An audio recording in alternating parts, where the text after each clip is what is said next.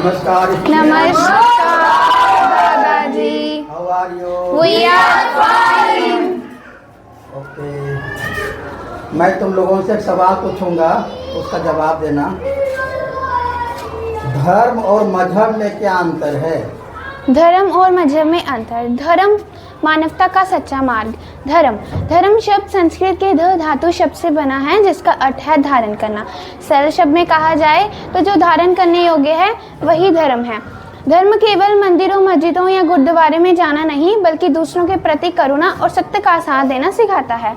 आजकल हम धर्म और मजहब को एक ही मान लेते हैं, लेकिन इन दोनों में बहुत अंतर है। धर्म हमें इंसानियत सिखाता है और मजहब हमें पूजा और परंपरा की विशेषता सिखाता है। हमें धर्म के सार को ऊपरी दिखावे से हटकर धर्म के बारे में पढ़ना चाहिए। धर्म वो नहीं जो हमें नफरत की दीवारों के पीछे बांटे, बल्कि वो है जो हमें एक साथ रहने को सिखाता है। स्वामी विवेकानंद जी कहते हैं कि धर्म वह है जो धर्म पुस्तक में नहीं, किसी सिद्धांत में नहीं, बल्कि मानवता की सच्ची दिव्यताओं में है।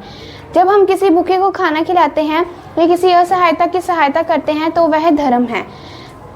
अंत में मैं यही कहना चाहूँगी कि हमें एक ऐसे समाज का निर्माण करने की आवश्यकता है, यहाँ धर्म के नाम पर नफरत की दीवारों के पीछे बांटा ना गया हो, बल्कि मानवता ही सबसे बड़ा धर्म हो।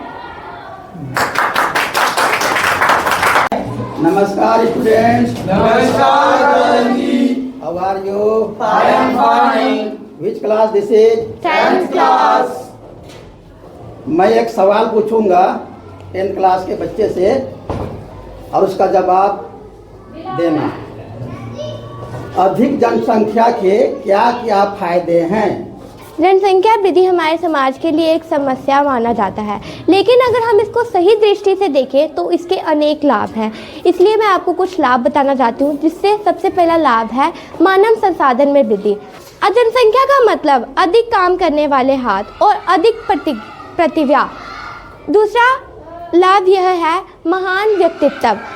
अगर हम इतिहास को उठा के देखें तो कई महान पुरुष अधिक संतान वाले परिवार से पाए गए थे।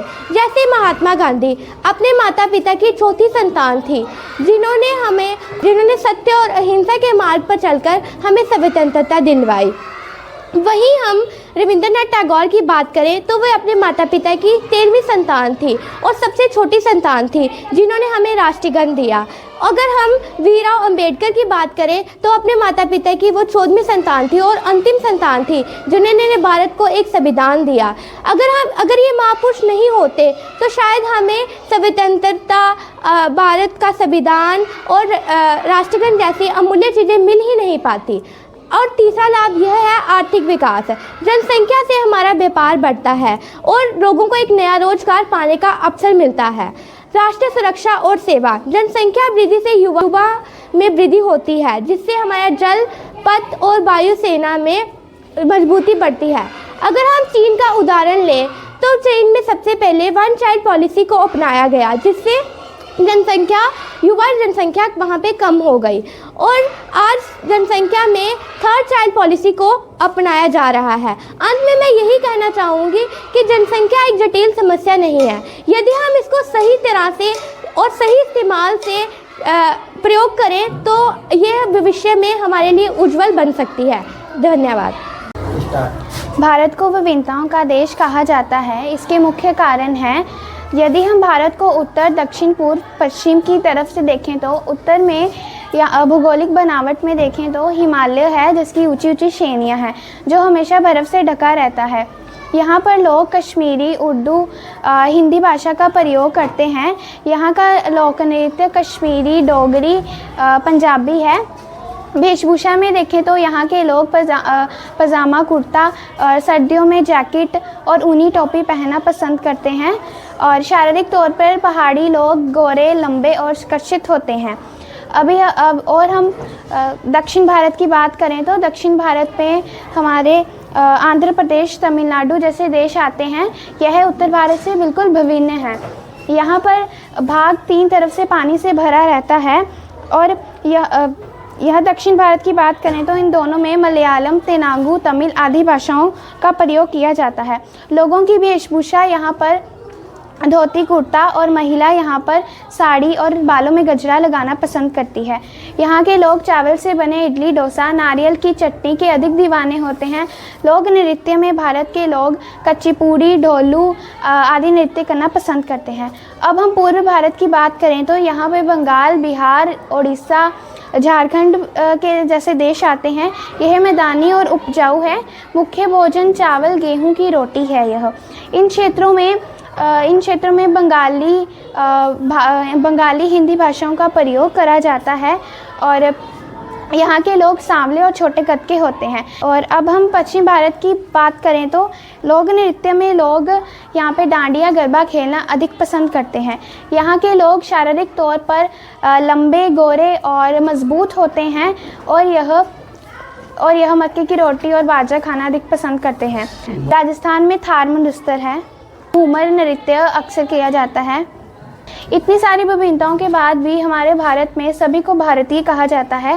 भारत का सभी भारतीय एक संविधान को मानकर चलते हैं और इसीलिए यह विशेष रूप से भारत को विभिन्नताओं का देश कहलाता जाता है। नमस्कार स्टूडेंट्स। नमस्कार दादाजी। कौन सा क्लास है? क्लास 8। मैं तुम लोगों से क्वेश्चन पूछूंगा, उसका तुम लोगों को जवाब देना है। ओके दादाजी। Vansika tell that all parts of present tense. Present simple tense, present continuous tense, present perfect tense, present perfect continuous tense.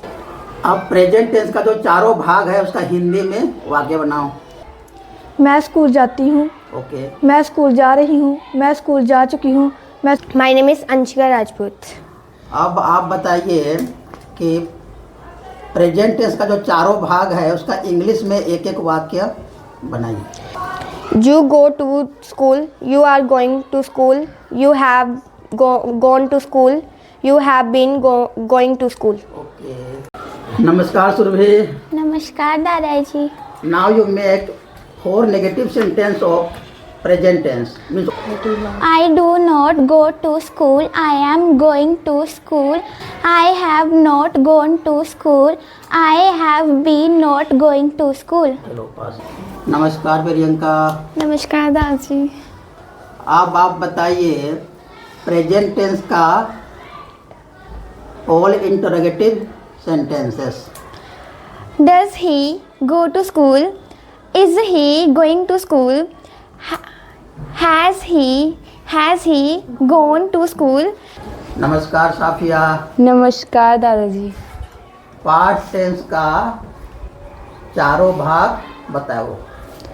Past simple tense, past continuous tense, past perfect tense, past perfect continuous tense.